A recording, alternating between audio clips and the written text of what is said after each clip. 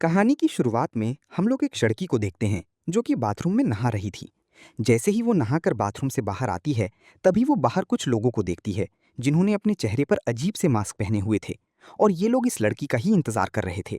जैसे ही इस लड़की ने इन लोगों को देखा, वो जोर से चिल्लाती है। यहीं पर ये सीन कट हो जाती है। आखिर ये लोग कौन थे और उन लोगों ने इस लड़की के साथ में क्या किया, ये हम लोग इस मूवी में आगे देखेंगे। कहानी शुरू होती है फरहाना नाम की एक औरत से। फरहाना एक मुस्लिम फैमिली से बिलोंग करती है। उसकी शादी हो चुकी है। फरहाना की 3 बच्चे भी हैं। वहीं फरहाना की फादर की एक जूते की दुकान है। फरहाना का पति भी वहीं पर काम करता है। फरहाना का पति एक सीधा-साधा आदमी था। वहीं फरहाना के पिता की जो जूते की दुकान थी, वो भी अब ज़्यादा नहीं चलती है, जिसकी वजह से फरहाना के पति की भी इनकम बहुत कम है। इन सब को देखते हुए फरहाना अपने पिता से ये पूछती है, अगर आप इजाज़त दें, तब मैं भी कोई जॉब कर सकती हूँ। लेकिन फरहाना के पिता इस बात से साफ इनकार कर देते हैं, क्योंकि वो औरतों का घर से बाहर काम करना अच्छा नहीं मानते थे। यहाँ तक कि फरहाना के पास अपना कोई मोबाइल भी नहीं था। घर में एक टेलीफोन है, लेकिन कॉल को रिसीव करने की इजाज़त फरहाना को नहीं है।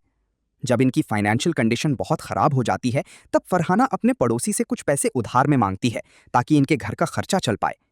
एक बार वो अपने पति के साथ में अपने दोस्त की शादी में जाती है, जो कि एक क्रिश्चियन लड़की थी। उन लोगों को देखकर फरहाना ये सोचती है, इन लोगों की लाइफ कितनी अच्छी है। यहीं पर फरहाना को उसकी बचपन की दोस्त मिलती है। उसकी दोस्त का नाम निया था। फरहाना के साथ बात करने के बाद में निया को उसकी कंडीशन समझ में आती है। इसके बाद वो फरहाना को अपनी कंपनी का कार्ड देती है और वो कहती है, कल तुम मेरी कंपनी में आ जाना, वहाँ इंटरव्यू चल रहा है।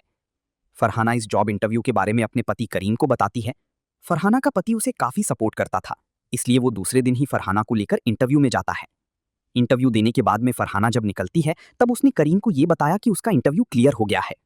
ये सुनकर करीम बहुत खुश तो नहीं होता है, लेकिन वो फरहाना को कुछ नहीं कहता, क्योंकि उसे इस बात की समझ है कि वो बहुत कम पैसे कमाता है, जिसकी वजह से उसकी पत्नी को काम करना पड़ेगा, और ये बात उसे अच्छी नहीं लग रही थी। इसके अगले दिन जब फरहाना अपने जॉब में जाने के लिए तैयार हो रही थी, उसके अब्बू को ये सब देखकर अच्छा नहीं लगता। यहाँ पर करीम फरहाना के लिए एक चप्पल लेकर आता है और उसे अपने हाथों से पहनाता है। इसके बाद हम लोग फरहाना को उसके ऑफिस में देखते हैं। यहाँ उसे मालूम चलता है कि अभी उसकी ट्रेनिंग होगी। असल में ये कंपनी एक क्रेडिट कार्ड सेलिंग सेंटर है। फरहाना पहली बार डरते हुए किसी कस्टमर से बातें करती है और उसे अच्छी तरह समझाकर अपना पहला क्रेडिट कार्ड बेचती है। धीरे धीरे फरहाना इस काम में बहुत माहिर हो जाती है। फरहाना बहुत खुश थी, क्योंकि उसे अब सैलरी के साथ साथ इंसेंटिव भी मिल रहा था। इधर फरहाना के ऑफिस के एक फ्लोर ऊपर एक और ऑफिस मौजूद है, और वहां पर काम करने वाली लड़कियों को फरहाना के ऑफिस से ज्यादा इंसेंटिव मिलता था। उन लड़कियों को ऑफिस आने के लिए कार दिया गया था, साथ ही साथ सभी के पास में आईफोन भी था। जब फरहाना इन सब चीजों को देखती है, तब उसे भी ये मन करता है कि वो भी उस ऑफिस में काम करे। अब निया भी काम करते हुए उसी डिपार्टमेंट में जा चुकी है। फरहाना एक बार निया से मिलकर उससे ये कहती है, मुझे भी उस डिपार्टमेंट में काम चाहिए।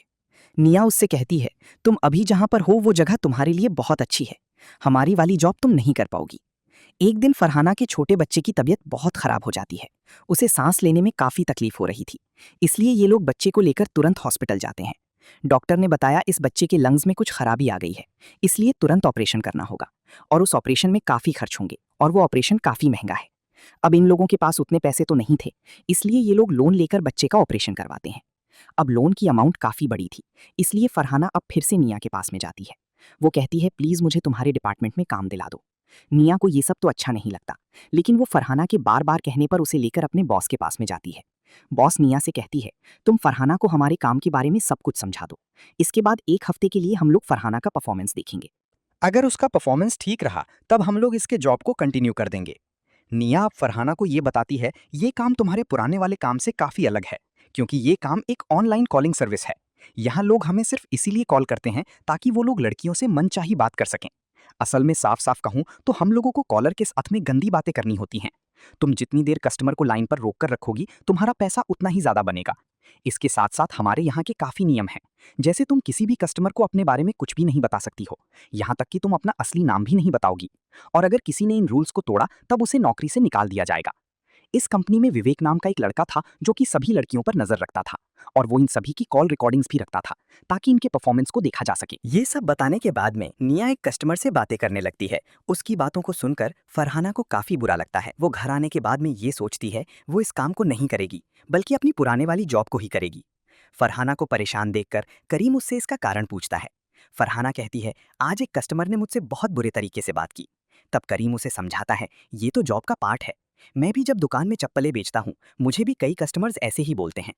करीम के साथ से फरहाना को बहुत हिम्मत मिलती है। इसके बाद वो फिर से निया के ऑफिस में जाती है। वो निया से पूछती है, आखिर ये लोग ऐसी बातें क्यों करते हैं। निया उसे समझाती है, लोग हमारे पास उन फीलिंग्स को भी कह देते हैं जो कि वो अपने परिवार या फिर बीवी से नहीं कह पाते। फरहाना को समझाने के बाद में निया अपने काम में चली जाती है।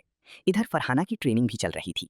इस ऑफिस में सोफिया नाम की एक लड़की भी काम करती है, जो कि इस ऑफिस की सबसे अच्छी एम्प्लॉय है। फरहाना अभी किसी भी कस्टमर से बात करने में कंफर्टेबल फील नहीं कर रही थी। एक बार फरहाना के पास एक कस्टमर का कॉल आता है, जो कि उससे कोई गंदी बात नहीं बल्कि बहुत ही इज्जत के साथ में बातें करता है। उसकी रिस्पेक्टफुल बातों को सुनकर फरहाना बहुत खुश होती है। फरहाना को लगता है ये आदमी बहुत अच्छा है। जिस आदमी ने फरहाना को कॉल किया था उस आदमी का नाम डेलन था, लेकिन वो अपना नाम नहीं बताता। फरहाना भी रूल्स के हिसाब से अपना नाम ईसा बताती है। अब फरहाना और डेलन के बीच में रोज लंबी लंबी बातें होती हैं। डेलन से लंबी बातें करने की वजह से फरहाना का परफॉर्मेंस काफी ज्यादा बढ़ जाता है। फरहाना इस ऑफिस में इतना आगे निकल चुकी थी कि उससे आगे सिर्फ सोफिया थी। एक दिन फरहाना डेलन को ये बताती है वो जल्द ही इस जॉब को छोड़ने वाली है, क्योंकि मुझे ये काम अच्छा नहीं लगता।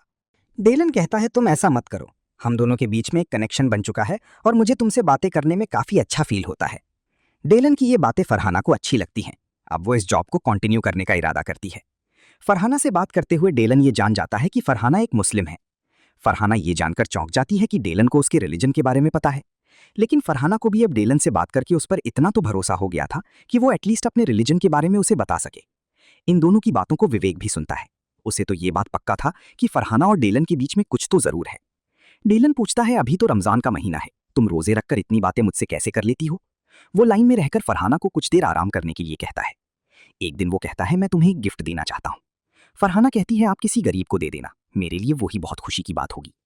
जब फरहाना अपने घर जाने के लिए रेलवे स्टेशन में बैठी हुई थी, तभी वो एक भिखारी के पास में ईसा नाम का एक पैकेट देखती है। फरहाना इस पैकेट को देखकर बहुत चौंक जाती है। फरहाना भिखारी से पूछती है, तुम्हें ये किसने दिया। भिखारी कहता है, मुझे एक आदमी ने दिया था और उसने मुझे ये ईसा नाम की लड़की को देने के लिए कहा है, साथ ही साथ उन्होंने मुझे काफी पैसे भी दिए। फरहाना जब उस गिफ्ट को खोलकर देखती है तब वहाँ एक म्यूजिक इंस्ट्रूमेंट होता है। वो इस गिफ्ट को देखकर बहुत खुश होती है। अगले दिन जब वो ऑफिस गई तब उसके पास डीलन का कॉल नहीं आया। उसे समझ में नहीं आता आज डीलन ने उसे क्यों कॉल नहीं किया। क्या डीलन को कुछ हो गया है। फरहाना के पास में और भी लोगों की कॉल आ रही थी, लेकिन वो किसी भी कॉल को रिसीव नहीं करती। फरहाना कई दिनों तक डेलन के कॉल का इंतजार करती है। इसके बाद वो सोफिया के साथ में जाकर अपने लिए एक मोबाइल लेती है। वो सोफिया को अपना आधार कार्ड देती है ताकि वो फरहाना के लिए एक सिम कार्ड ले ले। एक दिन फरहाना न्यूज़पेपर में एक न्यूज देखती है, एक म्यूजिशियन के एक्सीडेंट में मौत हो गई है, जो कि किसी लड़की से ऑनलाइन चैटिंग करता था। इस खबर को सुनकर फरहाना को ऐसा लगा जैसे शायद यही डेलन है। इन सारी बातों को वो निया को भी बताती है। तभी अचानक एक दिन फरहाना के पास में डेलन का कॉल आता है। वो फरहाना को कॉल ना करने के लिए माफी मांगता है। वो कहता है, मेरा फोन खराब हो गया था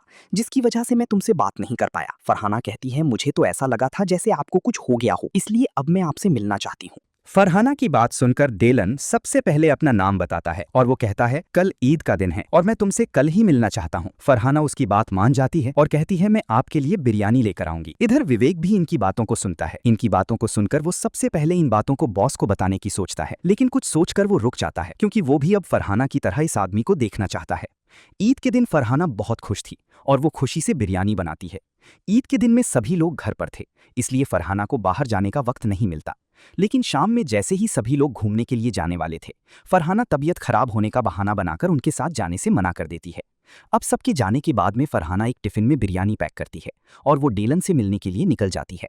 लेकिन रास्ते में अचानक करीम की नज़र फरहाना पर पड़ती है और वो चुपचाप फरहाना का पीछा करने लगता है। क्योंकि फरहाना ने तबीयत खराब होने का बहाना बनाया था, इसलिए करीम को उस पर शक होता है और वो चुपचाप उसका पीछा करने लगता है। फरहाना अब मेट्रो तक पहुंच चुकी है।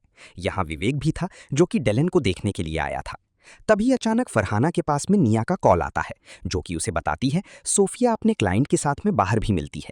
उसका क्लाइंट उसे एक होटल में लेकर गया था जहां और भी लोग थे।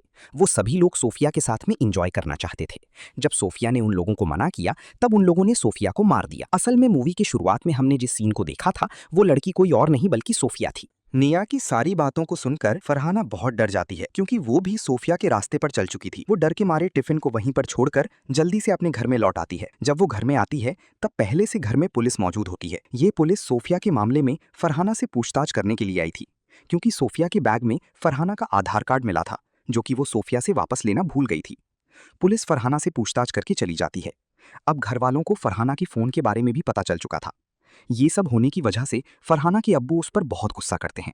लेकिन करीम उससे कुछ नहीं कहता। जब अगले दिन फरहाना निया को कॉल करके जॉब में आने से मना करती है, तब करीम उसे समझाता है, अगर तुम अचानक ऐसे जॉब को छोड़ दोगी तब सभी लोगों को ऐसा लगेगा कि जरूर तुमने कुछ ना कुछ किया होगा, इसीलिए तुम्हें जॉब को नहीं छोड़ना चाहिए। करीम की बातों को मानकर फरहाना फिर से ऑफिस में जाती है। अब सोफिया की मौत की वजह से सभी लड़कियों को फिर से अच्छे से नियम बताए जाते हैं। अब फरहाना फिर से जब काम में लग गई, तभी उसके पास डैलन का कॉल आया। फरहाना अब डैलन को एज अ कस्टमर लेकर बात करने की कोशिश करती है। डैलन फरहाना से पूछते हैं, आप कल क्यों नहीं आए? फरहाना उससे रूड होकर ये कहती है, हम लोग कभी नहीं मिलेंगे, मैं इस ऑफिस में काम करने के लिए आती हूँ, ना कि कोई रिश्ता बनाने। फरहाना की इन बातों को सुनकर डैलन कॉल कट कर देता है और इसके बाद कुछ दिनों तक उसका कॉल नहीं आता। एक दिन डिलन की बातें करते हुए निया फरहाना को ये समझाती है, तुम्हें ऐसे रूडली बात नहीं करनी चाहिए थी, तुम्हें पहले उसकी बातों को सुनना था। अगर अब तुम्हारे पास उसका कॉल आए तब तुम पहले उसे अपनी सारी बातें बताना। फरहाना अब डिलन को सारा कुछ बताने के लिए तैयार हो जाती है। तभी अचानक डिलन का कॉल आता है। फरहाना कुछ बोल पाती उससे पहले ही डिलन ये कहता है, तुम्हें क्या लगा अगर तुम मुझसे बात नहीं करोगी तो क्या मैं तुम्हारे बारे में पता नहीं लगा पाऊंगा? इतने दिनों तक जब मैंने तुम्हें कॉल नहीं किया था तब मैं तुम्हें फॉलो कर रहा था, और अब तुम देखो कि मैं क्या करता हूं। यहाँ पर डिलन फरहाना का असली नाम लेकर उसे पुकारता है। साथ ही साथ वो उसके ऑफिस से लेकर उसके घर तक का एड्रेस जान चुका है। वो कहता है, मैं तुम्हें हर वक्त फॉलो करता हूँ और तब तक करता रहूंगा जब तक तुम मेरी बातों को मानकर मुझसे मिलने के लिए नहीं आ जाती। फरहाना डिलन की इन बातों को सुनकर बहुत डर गई। वो डरते हुए घर जाती है। उसे ऐसा लग रहा था जैसे डेलन अभी भी उसका पीछा कर रहा हो। इधर घर में पहुंचते ही वो ईसा नाम का एक पार्सल देखती है। उस पार्सल को देखकर करीम पार्सल वाले से ये कहता है, इस एड्रेस में ईसा नाम की कोई लड़की नहीं रहती। इसके अगले दिन जब फरहाना के पास में डेलन का कॉल आया, तब फरहाना ने उससे कहा, अगर तुम मेरा पीछा हमेशा करते रहोगी तब मैं तुम्हारे खिलाफ पुलिस में कंप्लेन कर दूंगी। डेलन कहता है, तुम पुलिस के पास में शौक से जाओ, लेकिन एक बात हमेशा याद रखना, मेरे पास तुम्हारी सारी बातों की रिकॉर्डिंग्स हैं, जो कि मैं तुम्हारे पति और परिवार वालों को दिखा दूंगा। इन बातों को सुनकर फरहाना के पैरों तले जमीन खिसक जाती है। काम खत्म करने के बाद में जब वो घर जा रही थी, तभी वो देखती है काली शर्ट पहना हुआ आदमी उसका पीछा कर रहा है। वो उस शख्स को चकमा देने की कोशिश करती है। यहाँ पर फरहाना को ये बात मालूम चलती है, ये ब्लैक शर्ट वाला आदमी कोई और नहीं बल्कि उसी का पति करीम था। फरहाना करीम से पूछती है, अगर आपको मेरे पर शक है तो आपने मुझे फिर से नौकरी पर क्यों भेजा? तब करीम उसे वही बिरयानी वाला टिफिन दिखाते हुए ये कहता है, उस दिन भी मैंने तुम्हारा पीछा किया था और मुझे ये बात समझ में आ गई थी कि तुम्हें किसी से खतरा है, और मैं तुम्हारे पीछे इसलिए जाता हूँ ताकि कोई तुम्हें नुकसान ना पहुंचा पाए। बाकी तुम मुझे बताओ या फिर नहीं, मैं तुमसे कुछ भी नहीं पूछूंगा और काम के बाद में ऑफिस से लेने मैं ही जाऊंगा। अब करीम की बातों को मानकर फरहाना रोज करीम के साथ में ऑफिस आने जाने लगती है। इधर विवेक को ये मालूम चल जाता है कि डेलन कैसे फरहाना को टॉर्चर कर रहा है, इसलिए अब वो अपने ऑफिस में ऐसा सिस्टम लगाता है कि डेलन का कॉल फरहाना को छोड़कर बाकी लड़कियों के पास में जाए। अब डेलन ने जब भी फरहाना को कॉल करने की कोशिश की, डेलन का कॉल फरहाना के पास में नहीं बल्कि बाकी लड़कियों के पास में गया। डेलन अब फरहाना का पीछा करते हुए ये देखता है कि उसका पति उसे लेने और छोड़ने के लिए आता है। इस बात से गुस्सा होकर डेलन ने करीम का एक्सीडेंट करवा दिया। इसके बाद वो करीम के फोन को चुराकर फरहाना को ये बताता है, तुम्हारे हस्बैंड को मैंने पनिशमेंट दिया है, तुम ज्यादा चिंता मत करो, अभी वो मरा नहीं है, लेकिन वो हॉस्पिटल में आराम कर रहा है। उसकी बातों को सुनकर फरहाना करीम को देखने के लिए हॉस्पिटल जाती है। वहां जाकर वो देखती है करीम के पैरों पर चोट आई है, लेकिन करीम बिल्कुल ठीक है। अब बहुत हो चुका था, इसलिए अब फरहाना डेलन को फेस करना चाहती थी। वो डेलन के गिफ्ट वाले सामान का पता करते हुए उसके क्रेडिट कार्ड तक पहुंच जाती है, और ये क्रेडिट कार्ड उसी कंपनी का था जहां फरहाना पहले काम किया करती थी। अब फरहाना को पुराने वाले ऑफिस के जरिए डेलन का घर का पता मालूम चल जाता है। साथ ही साथ फरहाना को यह भी मालूम चल जाता है कि डेलन अभी किसी मॉल में अपने क्रेडिट कार्ड से शॉपिंग कर रहा है। इसके बाद वो तुरंत उस मॉल में पहुंचकर आखिरकार डेलन को ढूंढ लेती है। इधर निया फरहाना को कॉल करके उसे पहचानने में उसकी मदद करती है। इसके बाद फरहाना अपने मुंह में नकाब बांधकर डेलन का फोन चोरी करने के लिए जाती है, क्योंकि उसी फोन में फरहाना और डेलन के बीच में हुई बातों की रिकॉर्डिंग्स हैं। इससे पहले कि फरहाना उस फोन को ले पाती, डेलन उसे पहचानकर उसका हाथ पकड़ लेता है, लेकिन फरहाना उसकी आंख में पेपर स्प्रे छिड़क कर वहां से जल्दी से भाग जाती है। इसके बाद वो उस फोन को लेकर एक दुकान में जाती है ताकि फोन का पासवर्ड क्रैक करवा सके। फोन के खुलने के बाद में फरहाना को उस फोन में कुछ नहीं मिलता, क्योंकि डेलन ने कुछ दिन पहले ही फोन का सारा डेटा कहीं और ट्रांसफर कर दिया था। इस बात से फरहाना बहुत सैड हो जाती है, क्योंकि डेलन ने उसे धमकी दी थी कि वो सारी रिकॉर्डिंग्स को उसके परिवार और उसके पति को भेज देगा। डेलन इस बात को लेकर उसे टॉर्चर कर रहा था, जिस बात से फरहाना बहुत परेशान थी, यहां तक कि वो अपने पति के सामने जाने में भी बहुत डर रही थी। इसके अगले दिन हम लोग फरहाना को उसकी ऑफिस में देखते हैं। वो डेलन से कहती है, मैं तुमसे मिलने के लिए तुम्हारे घर में आ रही हूँ। डेलन इस बात को सुनकर बहुत खुश होता है। तभी ये मूवी फ्लैशबैक में जाती है।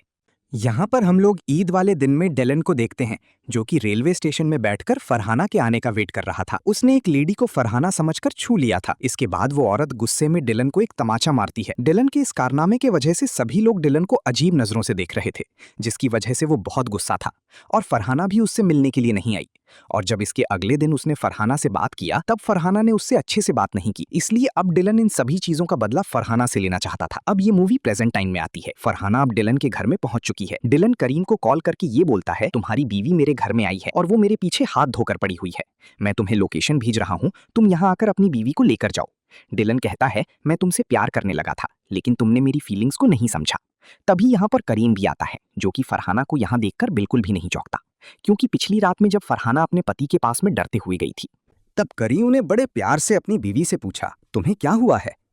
कोई भी परेशानी है तो मुझे बताओ। फरहाना अपनी सारी सच्चाई उसे बताती है। करीम उस पर जरा भी गुस्सा नहीं करता और अपनी बीवी के परेशानी को समझकर उसका साथ देता है। इसके बाद वो फरहाना को लेकर अपनी पहचान वाली एक लेडी पुलिस के पास में जाता है। वहां से इन सभी ने मिलकर ये प्लान बनाया कि फरहाना कल डेलन के पास में जाएगी। इधर फरहाना भी अपने ऑफिस वाले विवेक के जरिए सारे रिकॉर्डिंग सबूत के तौर पर पुलिस को देती है। यहाँ पर करीम के साथ में पुलिस भी आई होती है। पुलिस यहाँ आकर डेलन को रंगे हाथों गिरफ्तार करती है। फरहाना कहती है, तुम एक साइको आदमी हो, तुम किसी से भी प्यार नहीं कर सकती। इस मूवी में ये बताया गया है, चाहे कोई अजनबी इंसान हमसे कितने ही प्यार से बातें करें, हमें उन पर बिना जाने भरोसा नहीं करना चाहिए। और हम लोग जब भी किसी मुसीबत में फंस जाएं, तब हमें अपनी प्रॉब्लम्स को किसी अपने के साथ में शेयर करनी चाहिए। फरहाना के सूझबूझ और उसके पति के समझदारी की वजह से फरहाना की जिंदगी खराब होने से बच गई और यहीं पे ये मूवी खत्म हो जाती है।